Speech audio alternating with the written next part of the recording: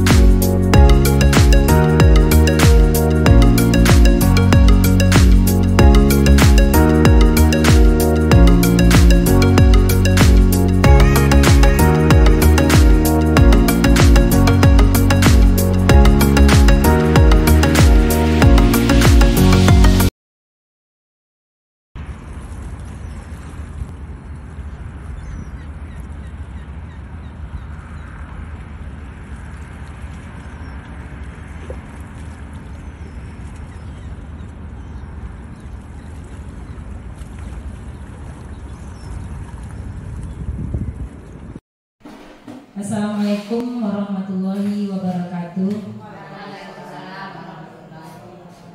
Bismillahirrahmanirrahim. Alhamdulillahillazi hadana li hadza wa ma kunna linahtadiya laula an hadana. Asyhadu an la ilaha illallah wa asyhadu anna Muhammadar Rasulullah. Allahumma shalli ala Muhammad wa ala ali Muhammad. Yang sama-sama kita hormati Ibu Kepala Sekolah SDN 30 Sijunjung, yang sama kita hormati Ibu Dewan Majelis Guru SDN 30 Sijunjung.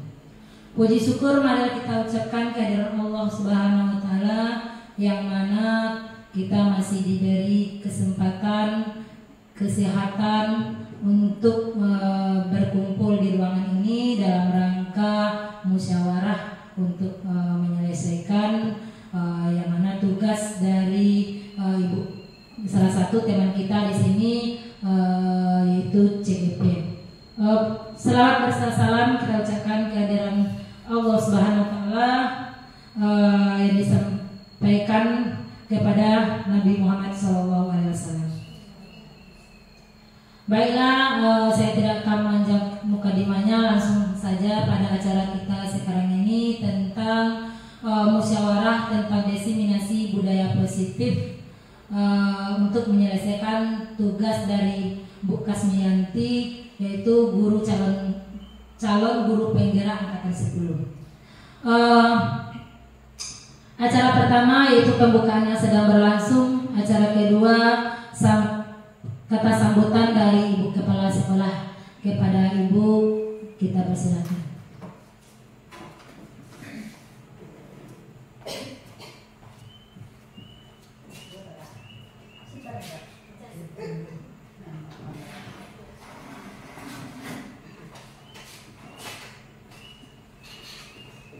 Bismillahirrahmanirrahim. Assalamualaikum warahmatullahi wabarakatuh. Waalaikumsalam warahmatullahi wabarakatuh. Demi menghemat waktu, sebagai kata-kata penghormatan kita tumpang saja kepada pembawa acara.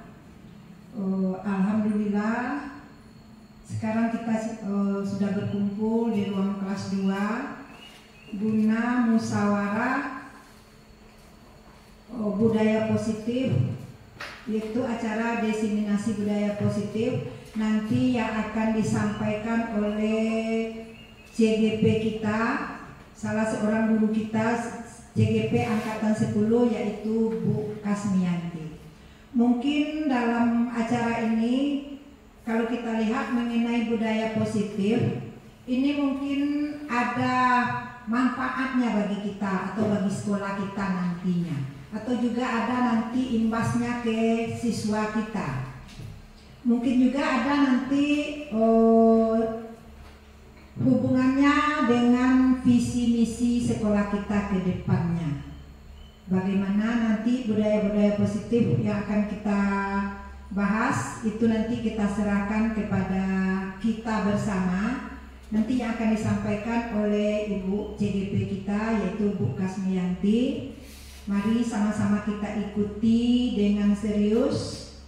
Ini sangat bermanfaat sekali, terutama bagi calon-calon CGP yang untuk angkatan 11, yaitu ada 3 orang di sekolah kita ini bisa dipedomani atau bisa dilihat bagaimana Ibu Kasmiyanti nanti menyampaikannya. Mudah-mudahan bagi CGP yang angkatan 11 mungkin akan lebih baik lagi nanti daripada angkatan 10. Itu harapan kita. Sebagai kata pembukaan mungkin itu yang dapat saya sampaikan.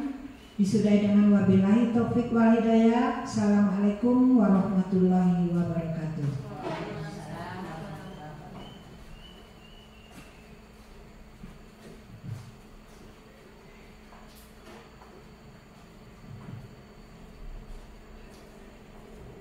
Terima kasih kita ucapkan kepada Ibu Kepala Sekolah yang telah menyampaikan arahannya untuk kita bersama. Acara selanjutnya yaitu materi tentang diseminasi budaya positif yang akan disampaikan oleh Ibu kita Bu Kasmiyanti, calon guru PGR. Kepada Ibu kita persilakan.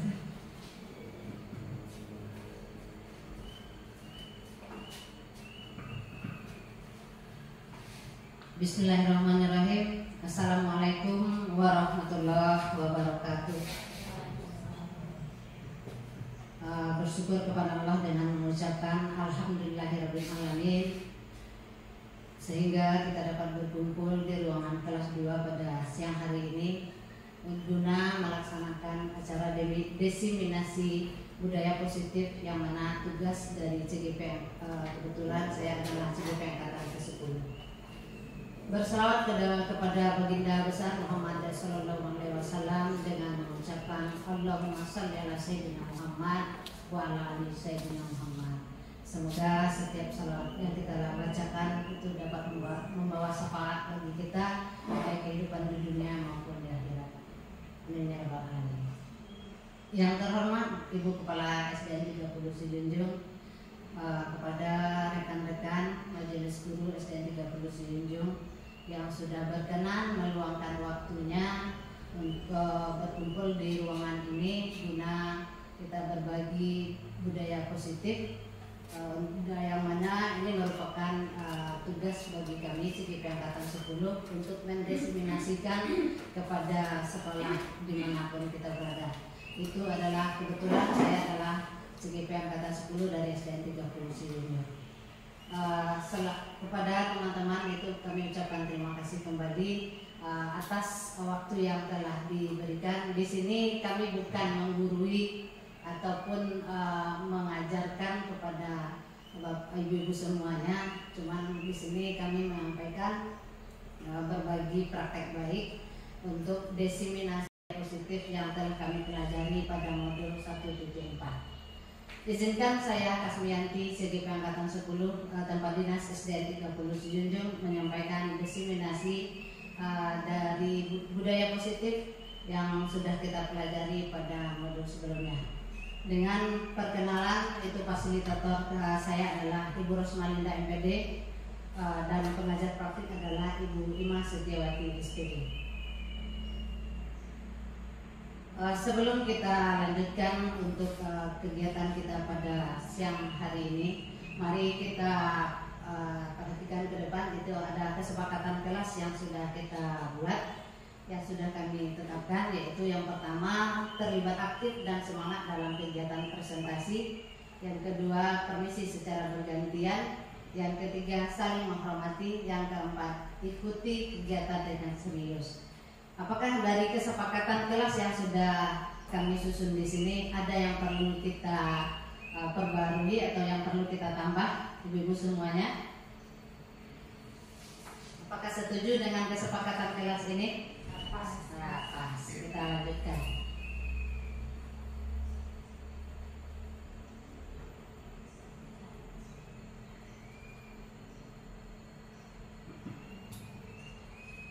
Bapak ibu-ibu semua yang saya hormati, kita lanjutkan tentang konsep budaya positif.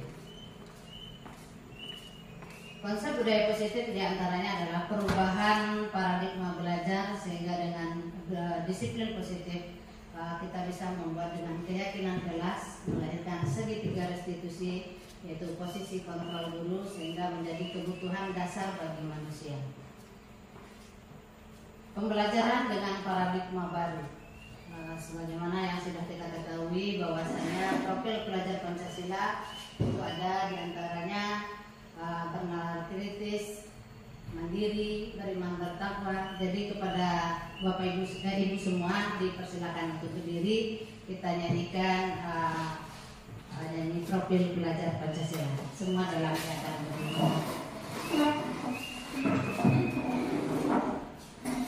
Dengan gerakannya. Pelajar Pancasila beriman dan bertakwa pada Tuhan yang Esa dan berakhlak mulia, berkebinekaan global, gotong royong mandiri, kreatif dan bernalar kritis. Pelajar Pancasila beriman. Deka belajar. Silakan duduk. Pembelajaran dengan paradigma baru merupakan pembelajaran yang dirancang berdasarkan prinsip pembelajaran berdiferensiasi, sehingga peserta didik belajar sesuai dengan kebutuhannya berdasarkan tahap perkembangan untuk mewujudkan profil pelajar Pancasila. Perubahan paradigma di sini semuanya kita diibaratkan dengan mengepalkan tangan. Sekarang diminta kepada dua orang rekan guru untuk berdiri di depan. Silakan ambil satu buah benda yang rasanya benda berharga bagi kita. Silakan dibawa ke depan. Perwakilan dua orang teman guru ini silakan berdiri di depan. Ambil salah satu benda berharga. Yang satu lagi meminta siapa yang mau dengan berbagai cara, baik itu dengan marah-marah ataupun dengan mengemis, memohon, silakan diminta kepada teman siapa yang bersedia, silakan ke depan.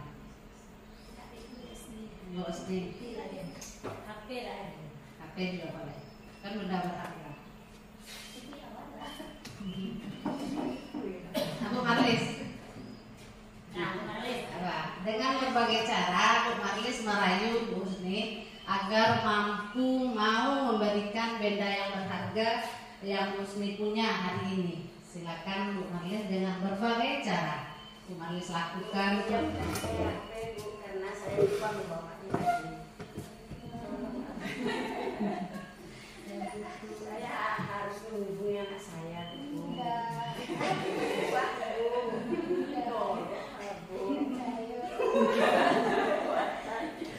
Nah, kekurangan untuk nah, jadi dari yang dilaporkan oleh dua rekan tadi, Bu Husni dengan Bu Marlis, itu merupakan kepalan tangan menyatakan bahwasanya benda berharga yang dimiliki oleh Bu Husni tidak mau dan tidak bisa diberikan kepada Ibu Marlis walaupun dengan berbagai cara yang sudah dilakukan. Itu menandakan bahwasanya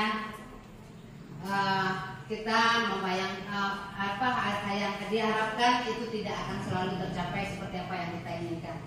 Apa yang kita inginkan, yang kita harapkan sudah berbagai cara sudah kita lakukan, tapi kita tidak mampu meraihnya.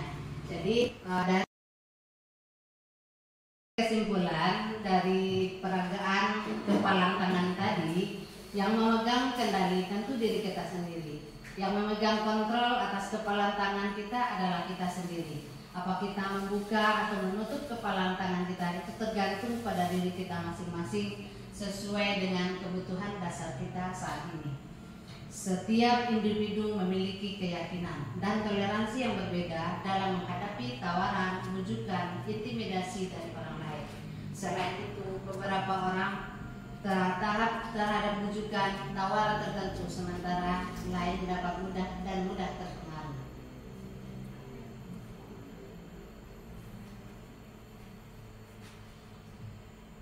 Perubahan paradigma meluruskan miskonsepsi tentang makna kontrol, yaitu yang pertama ilusi guru mengontrol murid, yang kedua ilusi bahwa kritik membuat orang merasa bersalah terhadap penguatan karakter, yang ketiga ilusi bahwa semua penguatan positif efektif dan bermanfaat, ilusi bahwa orang dewasa memiliki hak untuk memaksa. Yang pertama, ilusi mengontrol murid itu pada dasarnya kita tidak dapat memaksa murid untuk berbuat sesuatu jika murid tersebut memilih untuk tidak melakukannya. Ini terjadi setiap hari, mungkin pada kegiatan sehari-hari ini sudah makanan harian kita, yaitu ilusi mengontrol murid. Yang selanjutnya itu ilusi bahwa kritik membuat orang lain merasa bersalah, menguatkan karakter. Menggunakan kritik rasa bersalah untuk mengontrol murid menuju pada identitas gagal. Mereka merasa buruk tentang diri mereka sehingga menampakkan dialog diri yang negatif.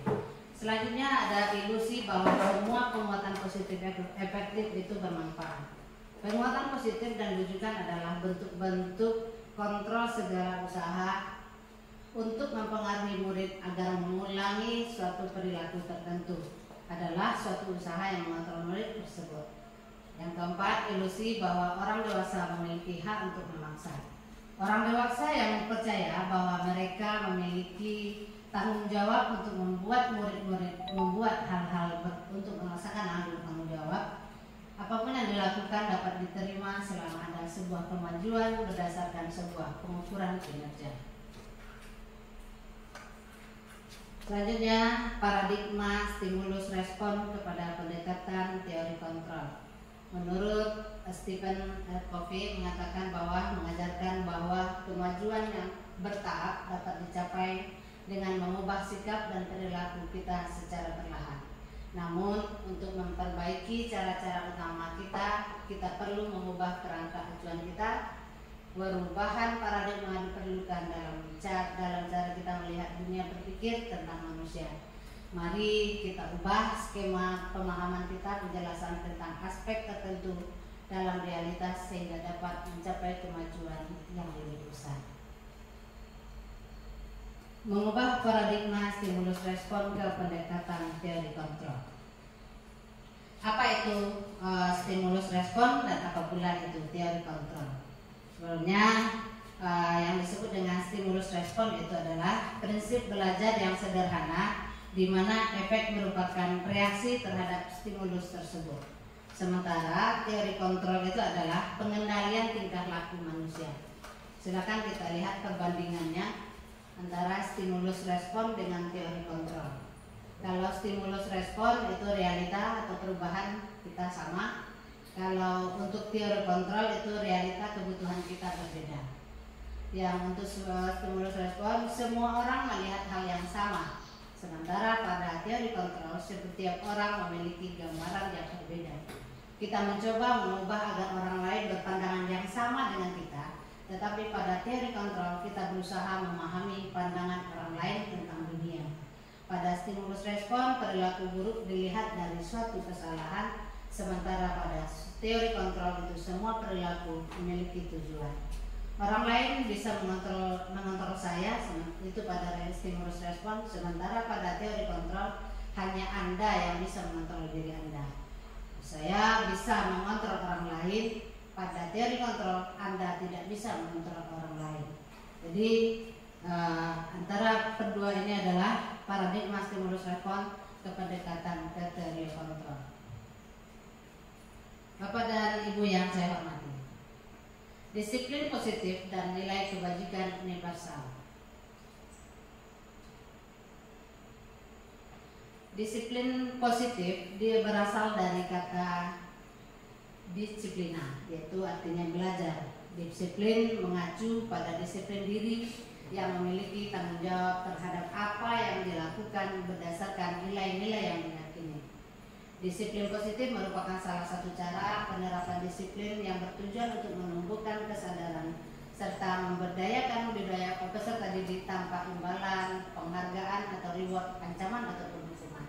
Sebagai seorang pendidik, tujuan kita adalah menciptakan peserta didik yang memiliki disiplin sehingga mereka berperilaku mengacu pada nilai-nilai kebajikan universal dan memiliki motivasi intrinsik dan perubahan ke arah yang lebih baik. Ini menurut para ahli mengatakan bahwasanya kita telah mengikuti serangkaian pembahasan tentang makna disiplin positif yang dikemukakan oleh Ki Hajar Dewantara maupun Dian Gosen, di mana kedua pakar pendidikan mengartikan disiplin sebagai bentuk kontrol diri, yaitu belajar untuk kontrol diri agar dapat mencapai suatu tujuan mulia.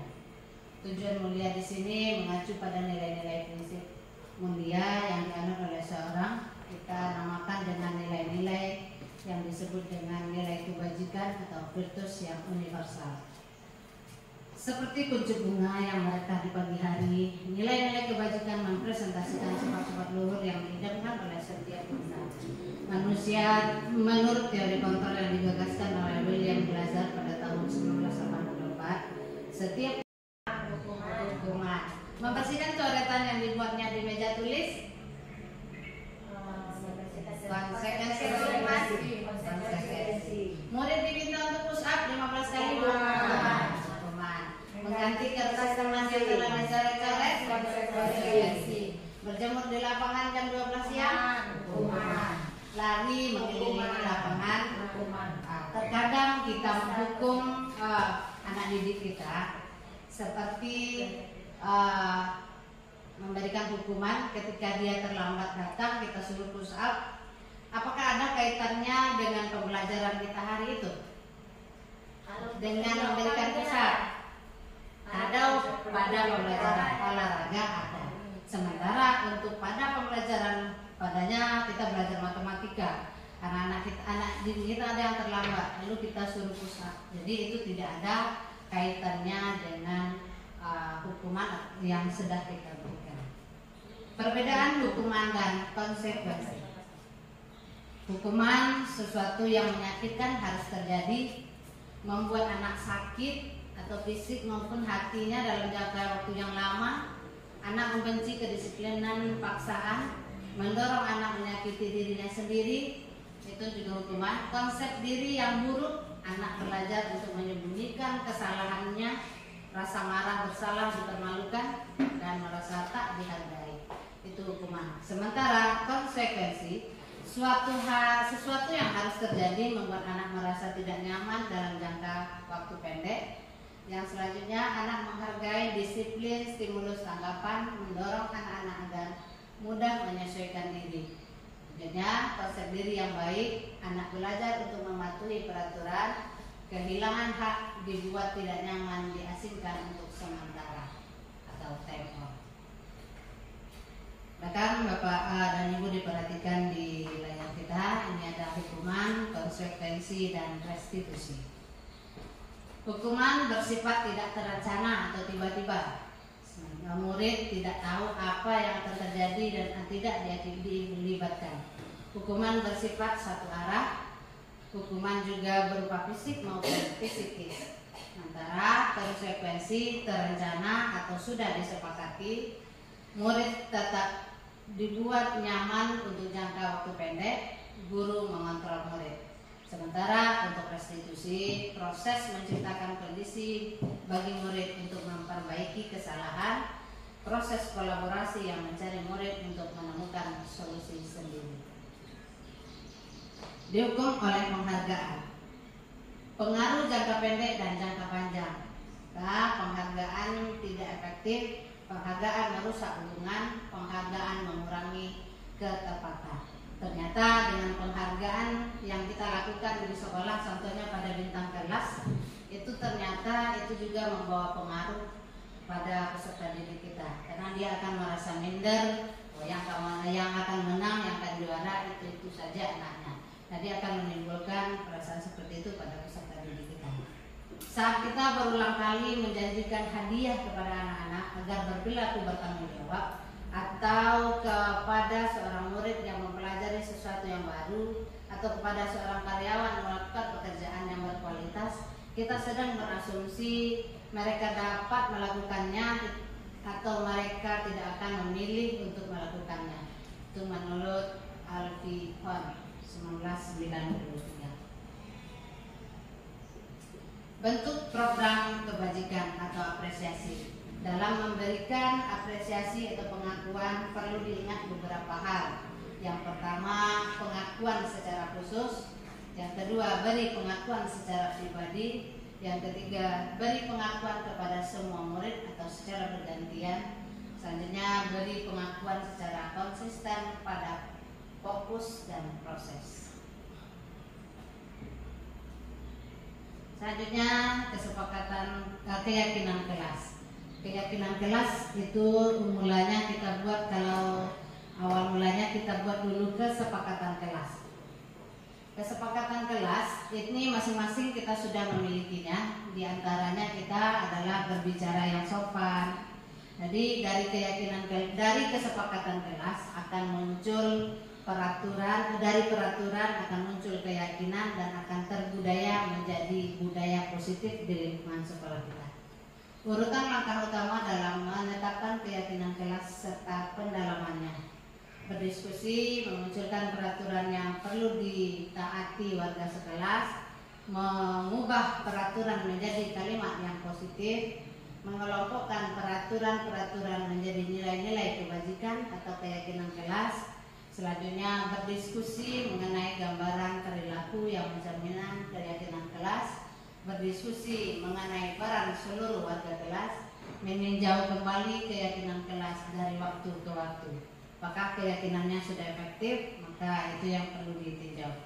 Pada keyakinan kelas itu juga diminta untuk menandatangani kesepakatan keyakinan kelas tersebut. Implementasi diskusi pembuatan keyakinan kelas.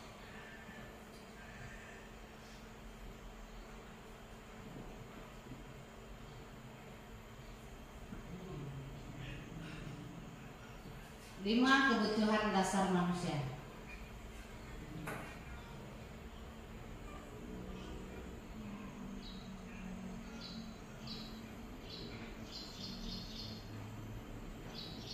Itu 5 posisi kontrol. Mari kita perhatikan video berikut ini.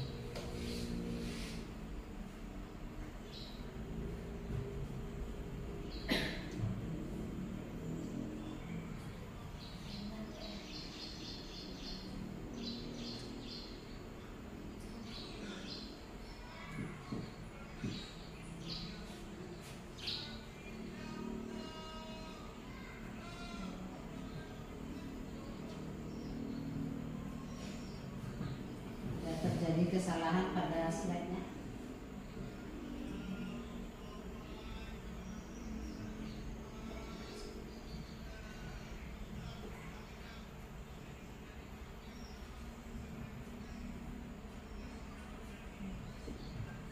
Lima posisi kontrol itu yang pertama, guru sebagai penghukum.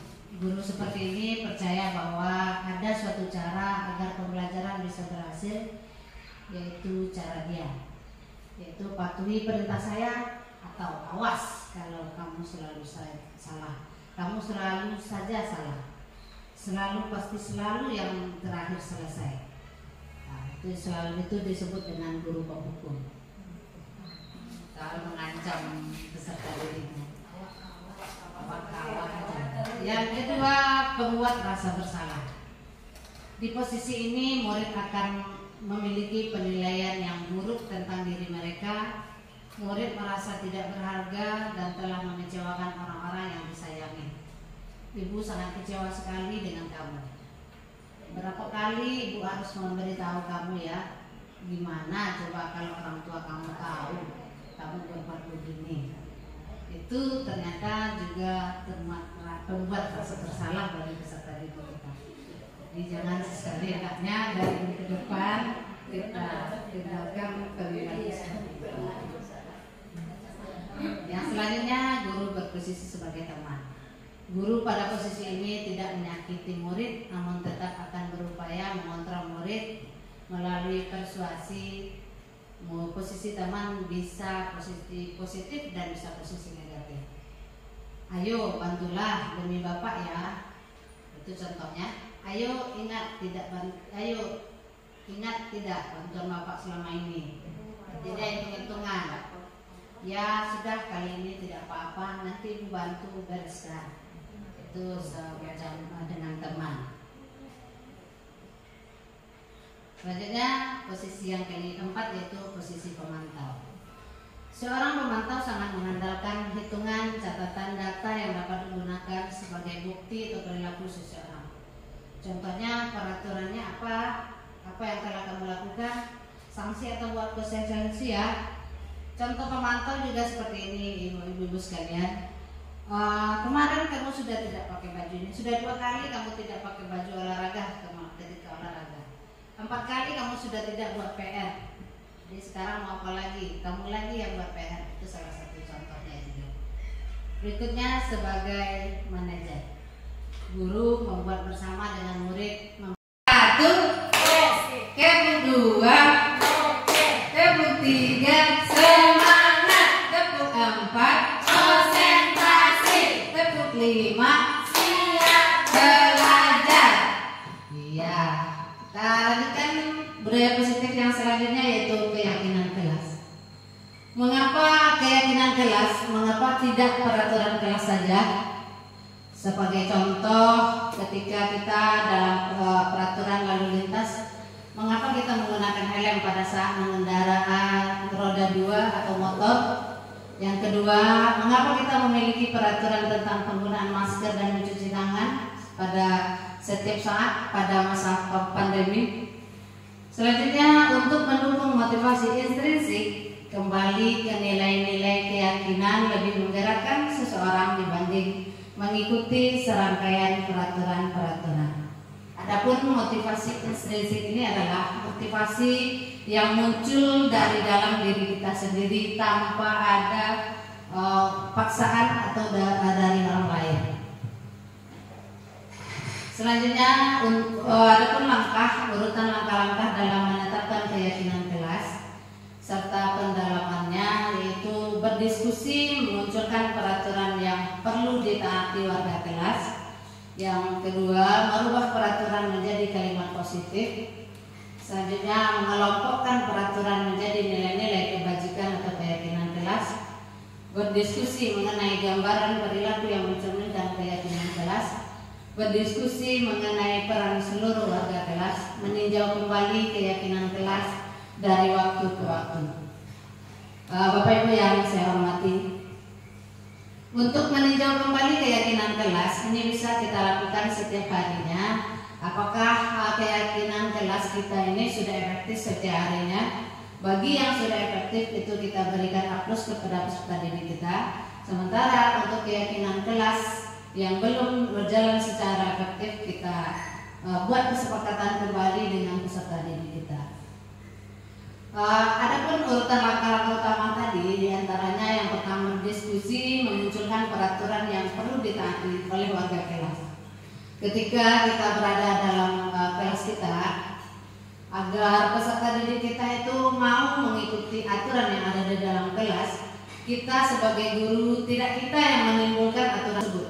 Tapi untuk menetapkan keyakinan kelas itu kita buat kesepakatan dengan peserta didik kita di dalam kelas bahwasanya pembelajaran seperti apa yang mereka inginkan. Pembelajaran seperti apa yang mereka inginkan, suasana kelas seperti apa yang mereka inginkan, dan juga pembelajaran seperti apa yang mereka inginkan. Jadi dengan membuat kesepakatan seperti di dalam kelas seperti itu, maka peserta didik kita akan mengeluarkan unek-unek yang dia maunya seperti apa.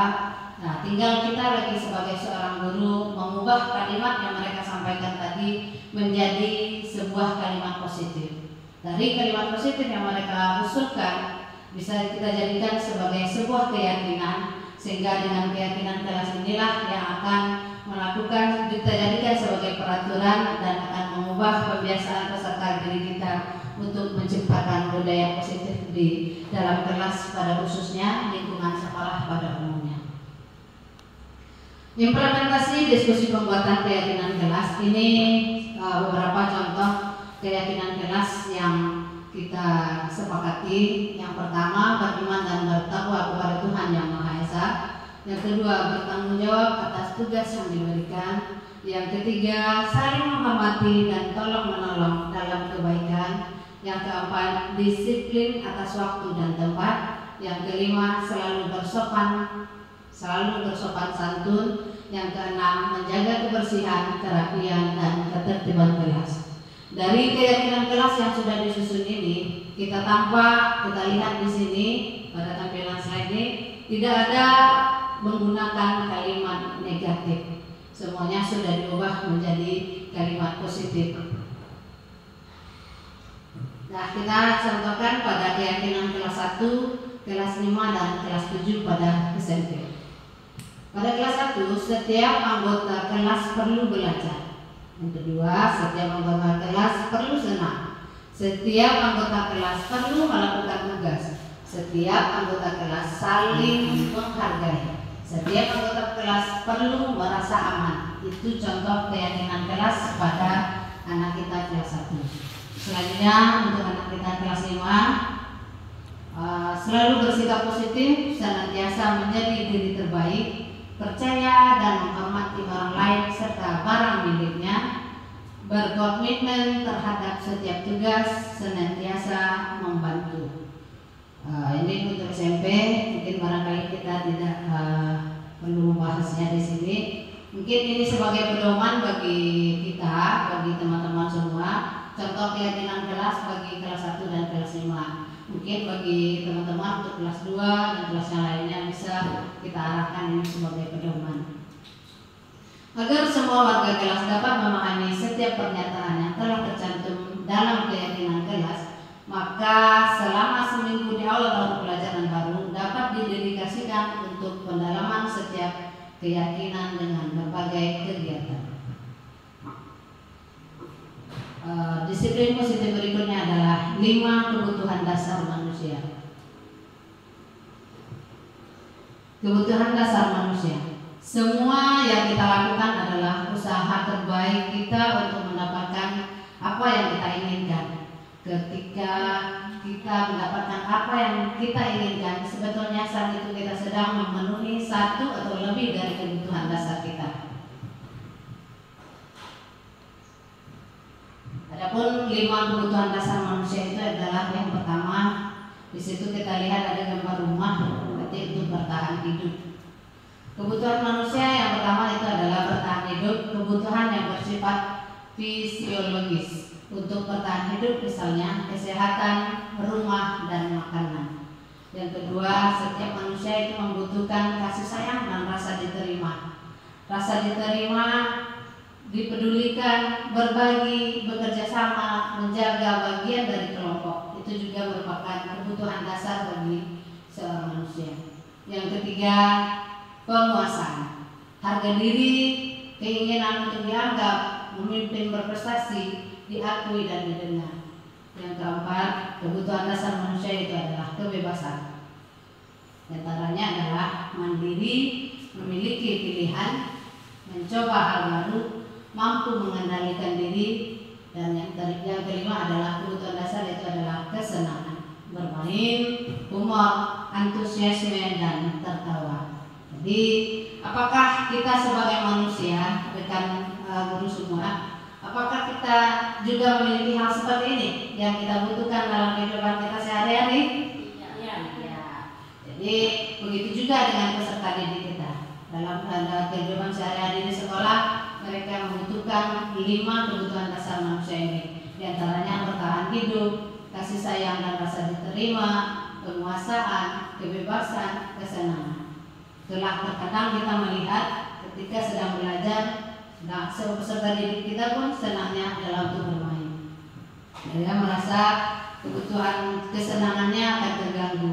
Itu makanya ada peserta didik kita yang ada dengan berbagai macam tindakan yang mereka lakukan.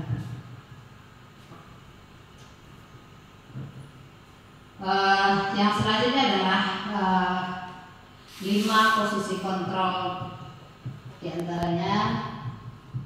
Mari kita simak video berikut ini.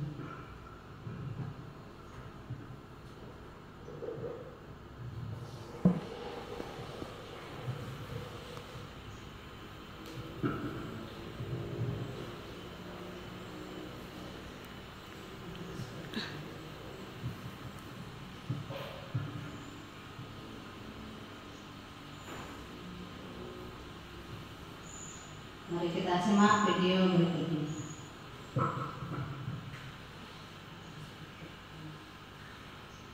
Apa perbedaan antara guru A, guru B, guru C, dan guru E dalam pada sekolah negeri Bagja?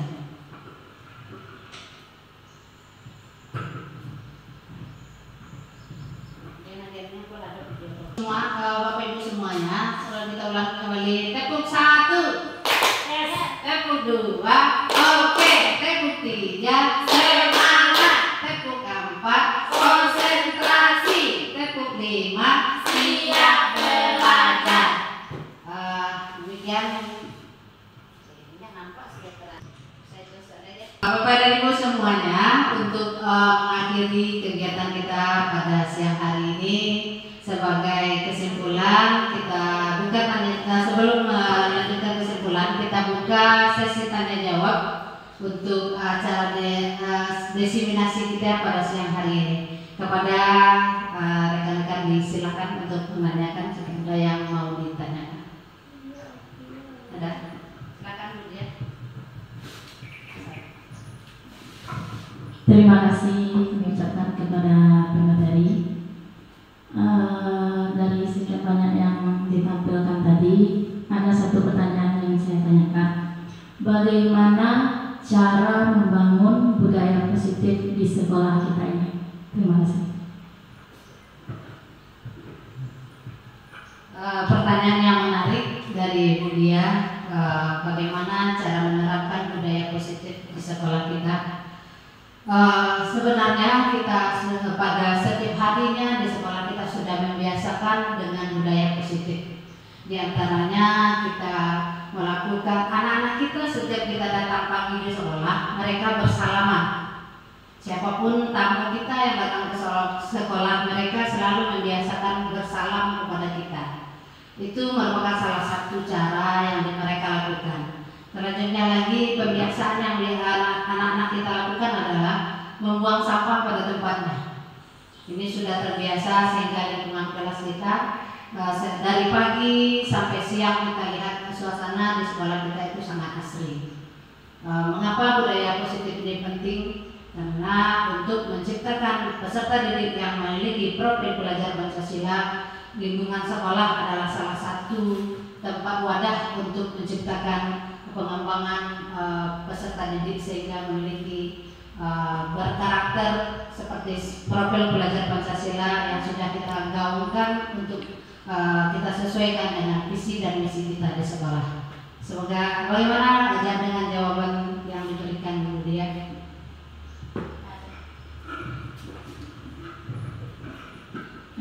Mungkin jawabannya bisa saya terima dan terima kasih karena telah menjelaskan kepada saya. Silakan lanjutkan yang lain. Apakah masih ada yang ingin menanggapi ataupun menambahkan dari diseminasi budaya positif yang sudah saya sampaikan tadi? Terima kasih atas waktu yang diberikan kepada saya.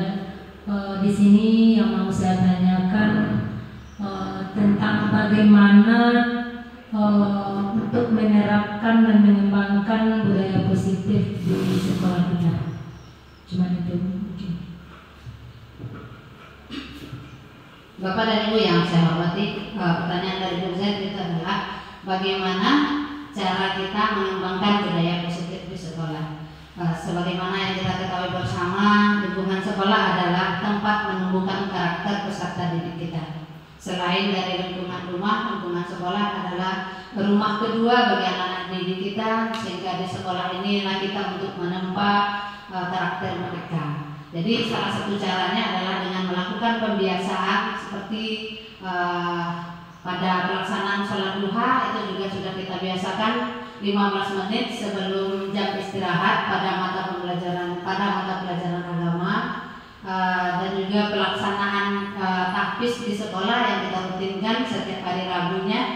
Itu juga merupakan salah satu menumbuhkan karakter bagi peserta didik kita.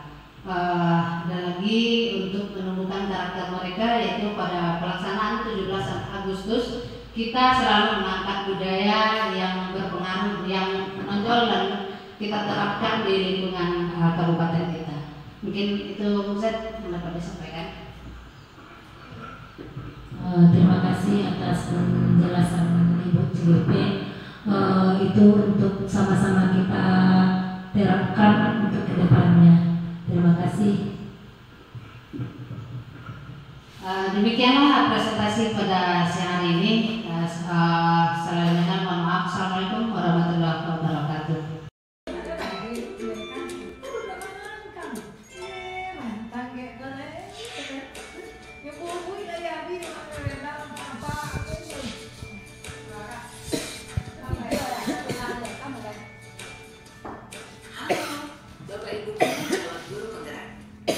Video ini akan menampilkan 5 adegan interaksi guru dan murid. Silakan menonton dan merefleksikannya.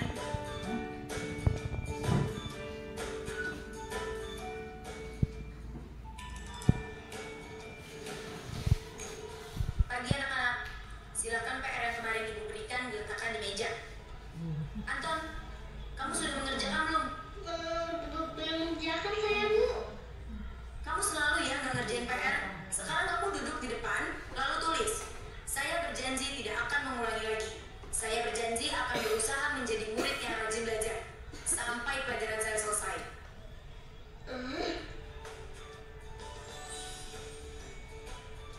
Pagi anak-anak, hari ini ada tugas ya.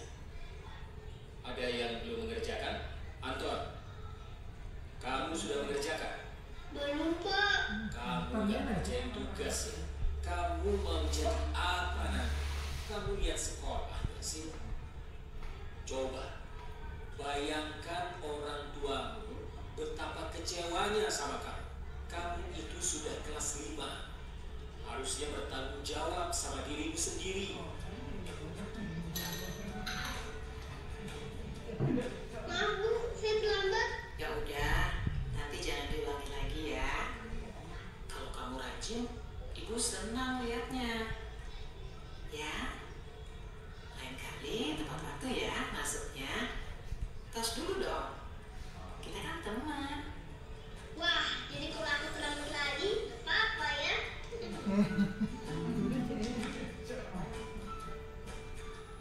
Kamu kok nggak pakai baju olahraga?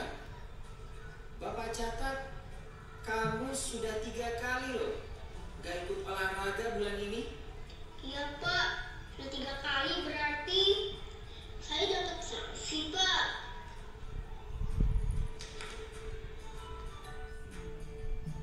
Ini, Bu. Saya mengumpulkan tugas. Maaf ya, Bu. Saya terlambat mengumpulkan tugas. Kenapa kamu terlambat mengumpulkan tugas? Iya, Bu. Saya kalau sore bantuin ibu jaga warung. Gak sempat ngerjain tugas. Kira-kira nih, apa yang bisa kamu perbaiki supaya kamu bisa mengerjakan tugas tepat waktu? Coba, kapan biasanya kamu membantu ibu jualan? Jam 6 sampai jam 8 malam, Bu. Bagaimana kalau kamu membuat jadwal? Kapan kamu akan mengerjakan tugas? Oh gitu ya, Bu. Saya coba deh, Bu. Terima kasih, Bu.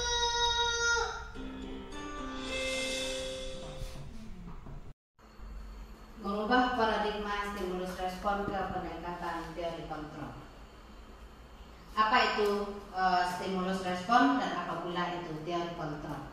Sebelumnya yang disebut dengan stimulus respon itu adalah prinsip belajar yang sederhana di mana efek merupakan reaksi terhadap stimulus tersebut. Sementara teori kontrol itu adalah pengendalian tingkah laku manusia. Silakan kita lihat perbandingannya antara stimulus respon dengan teori kontrol. Kalau stimulus respon itu realita atau perubahan kita sama. Kalau untuk teori kontrol itu realita kebutuhan kita berbeda. Yang untuk stimulus respon semua orang melihat hal yang sama. Sementara pada teori kontrol setiap orang memiliki gambaran yang berbeda. kita mencoba mengubah agar orang lain berpandangan yang sama dengan kita, tetapi pada teori kontrol kita berusaha. Berikutnya adalah segitiga restitusi. Pada segitiga restitusi itu ada 3 langkah yang akan diselesaikan, yaitu yang pertama menstabilkan identitas, yang kedua validasi kebutuhan, yang ketiga nilai yang diyakini.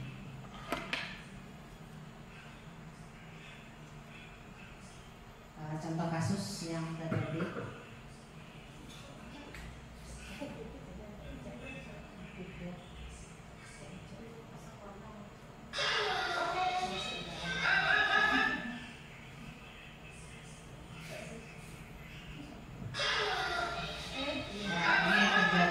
Perkelahian antara Bibi dengan si Rafif.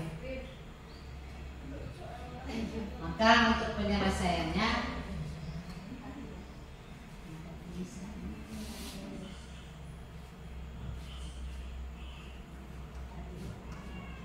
mari kita simak.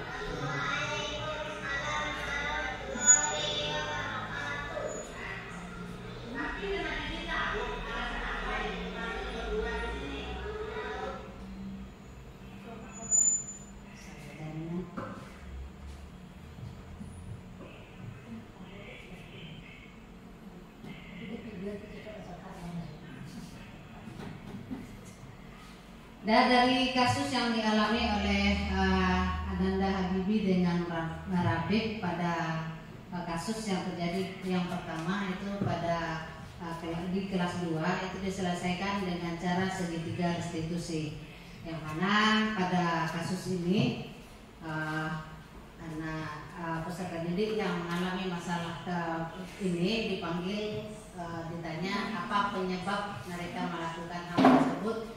Karena setiap kejadian baik benar atau salah itu mereka memiliki alasan untuk mengapa mereka melakukan hal tersebut.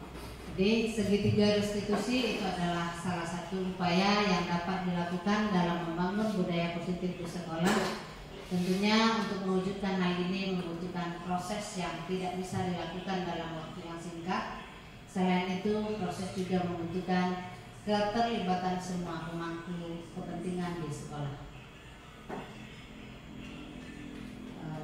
Demikian presentasi untuk pada siang hari ini. Sebagai kesimpulan, yang mana setiap peserta didik itu memiliki kelebihan masing-masing, yang mana kita juga untuk menyelesaikannya itu dengan membiasakan pembiasaan budaya positif itu kita lakukan di sekolah.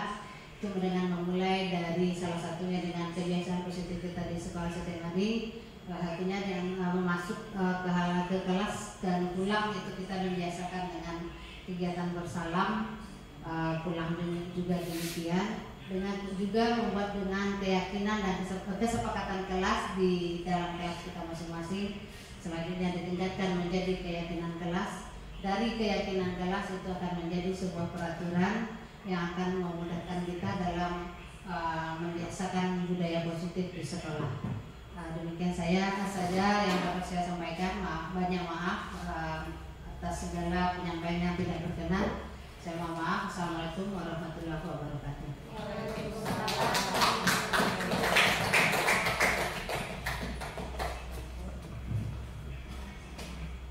Itulah penyampaian tadi dari Ibu Kasmiyanti tentang budaya positif. Mudah-mudahan kedepannya itu sudah menjadi pandangan bagi kita apa yang seharusnya kita lakukan selama ini tidak kita lakukan, dan yang seharusnya tidak kita lakukan sudah kita lakukan. Untuk itu mari kita sama-sama merefleksi diri kita apa yang seharusnya kita lakukan. Saya sebagai pembawa acara mohon maaf banyak kesalahan. Saya sudahi dengan wabillahi taufiq wal hidayah. Assalamualaikum warahmatullahi wabarakatuh.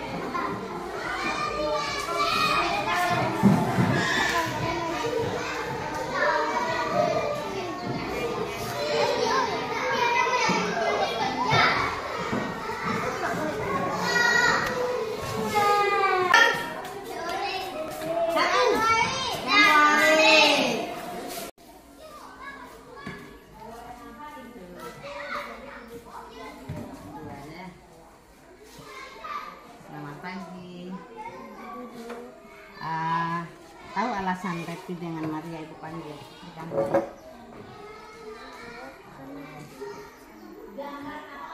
Nah, apa kesalahannya yang sudah dibuat sehingga dipanggil di kantor? Ya, jangan saat pembelajaran. Ibu memanggil ke sini. Ibu pengen tahu apa alasannya sehingga Repi dan Maria jajan saat pembelajaran. Mungkin kalau posisi ibu pada sama dengan kalian, ibu juga akan melakukan hal yang sama. Ibu akan mungkin akan jajan juga, akan makan-makan pada saat pembelajaran. Jadi dari kejadian yang Maria dan Repi lakukan, apakah sesuai dengan kesepakatan kelas kita? Tidak. Seharusnya ada jam istirahat. Jadi untuk menghindari rasa lapar tersebut, apa sebaiknya Maria dan Repi lakukan pada saat pembelajaran? Sebelum sekolah. Jadi jika kita makan-makan pada saat jam pembelajaran, apakah akan mengganggu teman? Ya, jadi sebaiknya entah kapan makannya, ada jam istirahat. Jadi kedepannya bagaimana hendaknya? Tidak mengulangi lagi. Jadi sebaiknya makannya pada jam istirahat. Nah, sekarang Bismillahirrahmanirrahim. Perkenalkan, nama saya Repi. Nah, terima kasih Bu. Ibu tidak marah di saat saya jajan dan makan-makan saat belajar. Ibu memberi nasihat supaya tidak lapar saat belajar. Saya harus sarapan pagi terlebih dahulu. Terima kasih Bu. Assalamualaikum warahmatullahi wabarakatuh. Waalaikumsalam warahmatullahi wabarakatuh. Rampi dan Nabi tahu alasan apa ibu panggil berdua di sini? Apa? Kalau ibu boleh tahu alasan apa Rampi dengan Habibi ini bertengkar? Oh begitu. Jadi Rampi kalah. Jadi kalau kita kalah bermain, apakah dengan bertengkar itu dapat menyelesaikan masalah? Tidak, bahkan menambah masalah. Jadi apakah bertengkar tadi sudah sesuai dengan keyakinan kelas kita? Tidak. Seharusnya dengan teman kita harus bagaimana? Baik-baik saja. Bermainnya secara teratur, rukun, akur. Kita kan sudah belajar pada tema 7. Ya. Jadi kedepannya supaya tidak terjadi pertengkaran saat bermain, apa sebaiknya Rampi lakukan terhadap Habibi? Minta maaf. Apalagi bermainnya siap kalah dan siap menang. Jadi dalam bertanding tuh ada yang kalah, ada yang menang. Jadi sekarang masih marah-marahan berdua ini. Tidak. Jadi supaya ibu lihat ke depannya dia tadi janji minta maaf, sekarang coba minta maaf. Nah, silakan duduk di bangkunya. Warahmatullahi wabarakatuh. Terima kasih Bu Kasmiyanti. Di saat saya bertengkar, Ibu tidak marah. Ibu menyarankan agar saya bermain dengan teman dengan rukun. Terima kasih Bu. Assalamualaikum warahmatullahi wabarakatuh.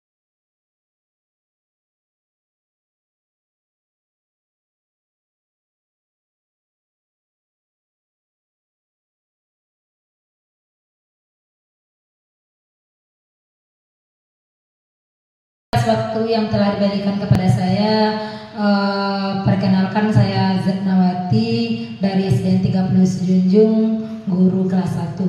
Dari paparan materi yang disampaikan oleh Bu Kasmiyanti tadi tentang budaya positif, ya kalau di sini yang paling menarik buat saya tentang posisi kontrol seorang guru, diantaranya tadi sebagai penghukum, pembuat rasa bersalah, dan sebagai teman serta sebagai pemantau dan manajer. Kalau yang menarik buat saya di sini kita sebagai seorang guru itu berposisi seorang manajer yang mana membimbing dan mengarahkan anak kita ke lebih yang baik, yang sebagaimana yang biasanya yang sudah kita lakukan, yang selalu menghukum atau membuat murid selalu merasa bersalah, tapi untuk kedepannya sama-sama kita perbaiki.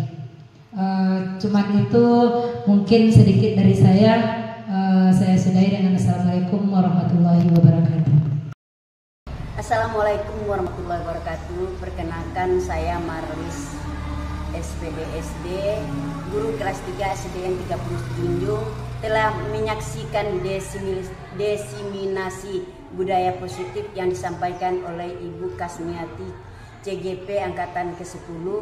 Saya memperoleh ilmu tentang penerapan budaya positif di sekolah kelas saya khususnya.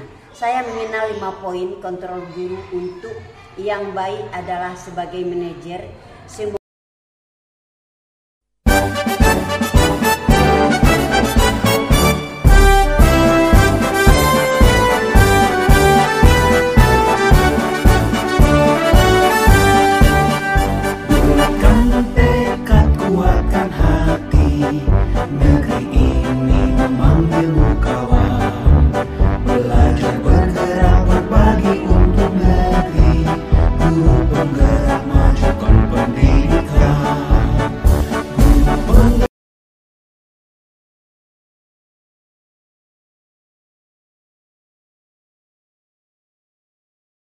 Terima kasih yang tak terhingga untuk Kepala SDN 30 Sejunjung, Ibu Rama L. Yunis SPD, beserta rekan majelis guru yang telah mendukung suksesnya desiminasi dan aksi nyata modul 1.4 budaya positif di lingkungan SDN 30 Sejunjung. Terima kasih.